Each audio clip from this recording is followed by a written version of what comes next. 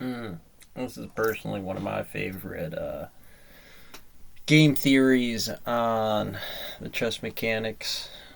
When you're doing E8 theory, it's generally your horseman gambit. That would be the initial second move that you would have to do. Any general feature of the initial E2 to E4 can be followed up. You can choose to do the knights first, you can choose to do the pawn first, and you can even choose to do what I believe is the queen's pawn first if I'm following out opening gambit correctly or chess strategy inside of what it is correctly. But it's always e2 to e4. It's the center of the board. You want to get center control because it's like the inverse of battleship strategy, where you want to have the center of the board or the game limit in itself to be set to pieces, their value, how many pawns you have, how many you have left. It's the weighted score.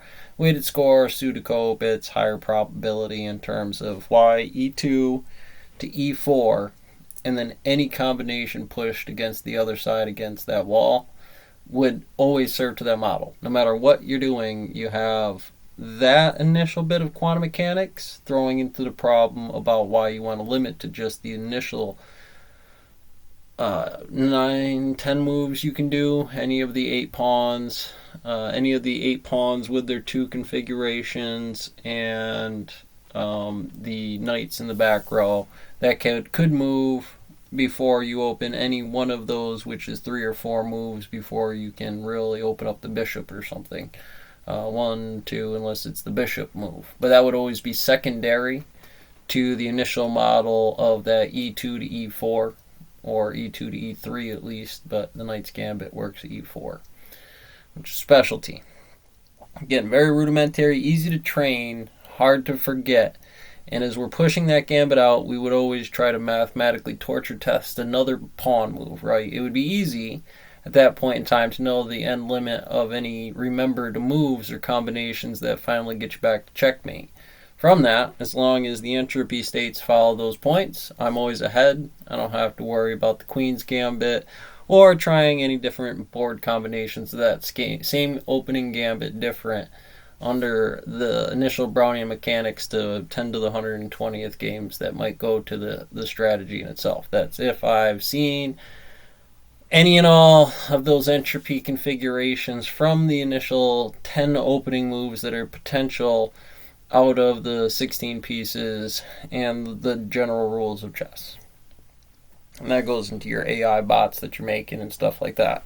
Again, we're still talking the E. In this case, we're transmitting it and transforming it. The forbidden hydrogen transformation, or something else is a pawn, a piece, a chess, some way to get that E2 to E8, whether by communications, by models across in that value of entropy, or to get to the queen and tip enough of the pieces where you can turn the stalemate over, or there again the weighted score at chess, the final moment that defines what that is, to be enough to score arbitrarily the flip flop and or gate.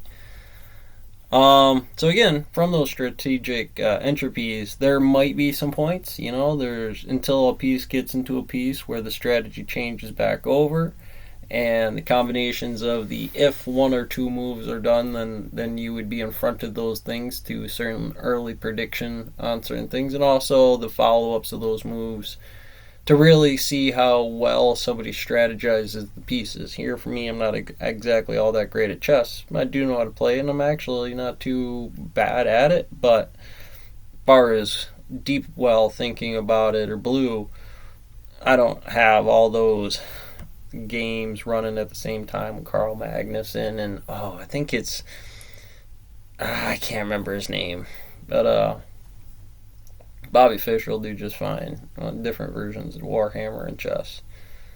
Want to make sure I brought that in there. E2 to E8, but your general opening gambit to E2 to E4 in the Horseman's Tour. Catch you next one.